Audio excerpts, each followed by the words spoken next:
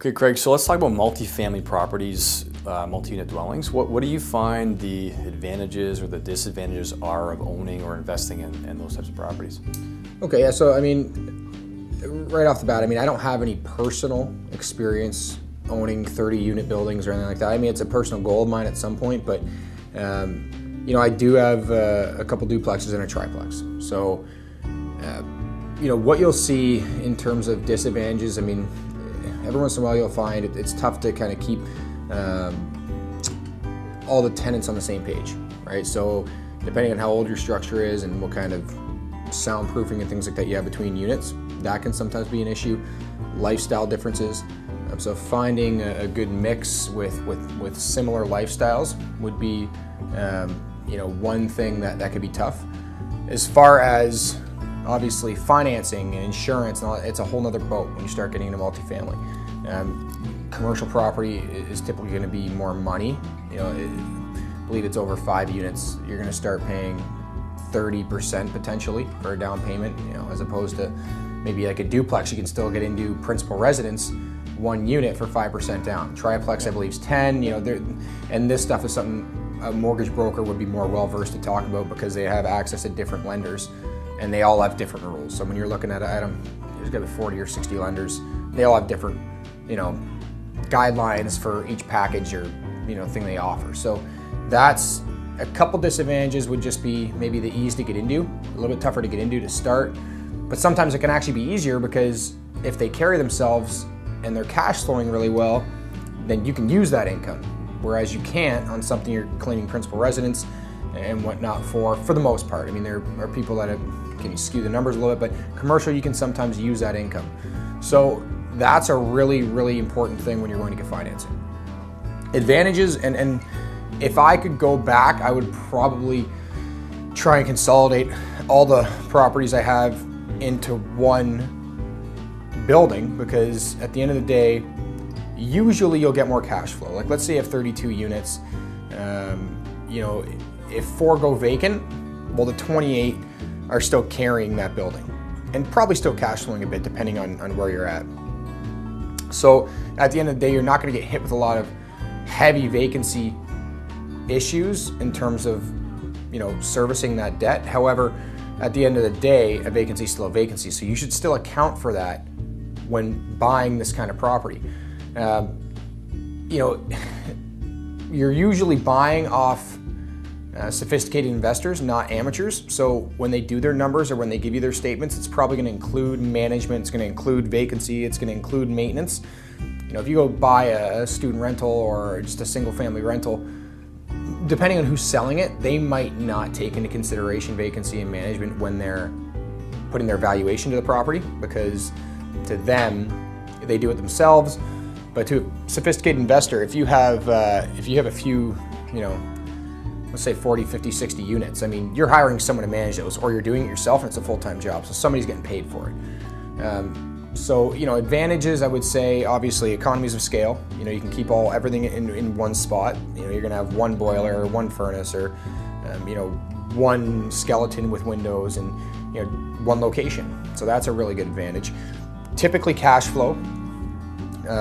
You know, you can usually cash flow a little bit more on the grand scheme of things from one building. You know, the ease of not getting hit with full vacancy can be a pretty good advantage, and just bigger numbers, right? So you're dealing with bigger, you're usually getting into being a little bit more advanced when you're doing stuff like that. You know, disadvantages, I would say, again, some of the financing issues that can come up, keeping everybody on the same page as far as tenants go. Maybe some maintenance things can be a little bit bigger. You're usually gonna have, you know, a bigger driveway to plow and things like that, and you might get a little bit more calls. But you can also have an on-site super. You know, that kind of stuff goes a long way. I feel like I might be missing one thing when it comes to advantages. We can talk more about it. But well, I think one thing too is that again, when you've got a 3-bedroom and a 2-bedroom, or a 2-bedroom and a 1-bedroom separate, it's just so much easier to find that tenant and lock them in long term.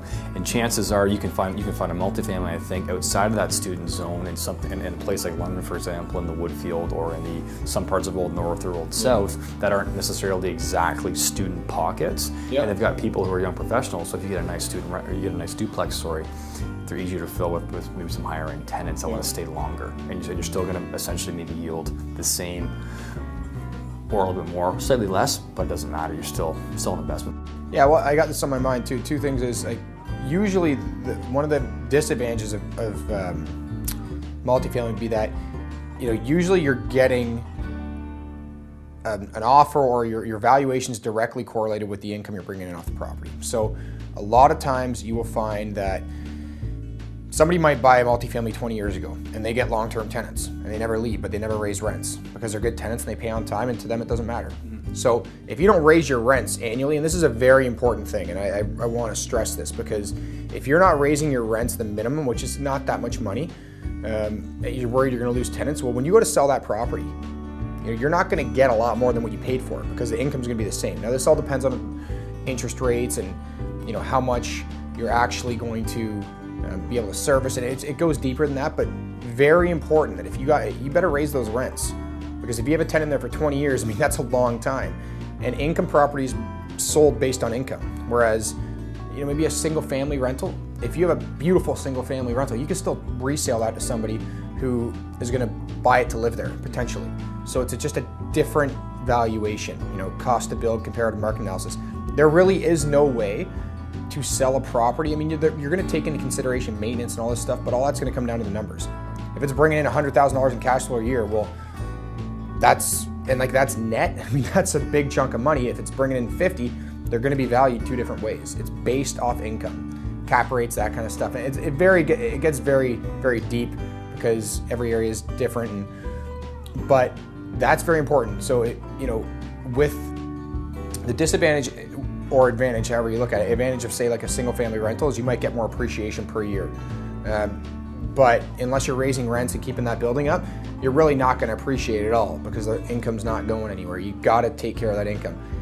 One more thing I want to touch on before I forget is that, as you know, I'm just looking around for buyers. You don't got to own this stuff to know, because I don't own it either. They're very hard to come by, right? Like, you're not just going to stumble across a 32-unit building, and typically when they do come up, there are people out there waiting for them, right? Because there's not a huge supply of them. So if you're going to be serious about it, you have to have some money, and you have to be ready to compete with some big boys, because they're coming in with large down payments, or private financing and secondary investors, or a team of investors. And if you can get them, the 4 to 5 plexes are different. In Woodfield, like you said, some of these areas, triplexes. When we start getting into 12 units plus and small apartment buildings, very tough to come by. So that's I think we touched on a lot of the stuff. Of course, if anybody has any questions, definitely reach out to us. We can get way more thorough stuff by the deal and per circumstance.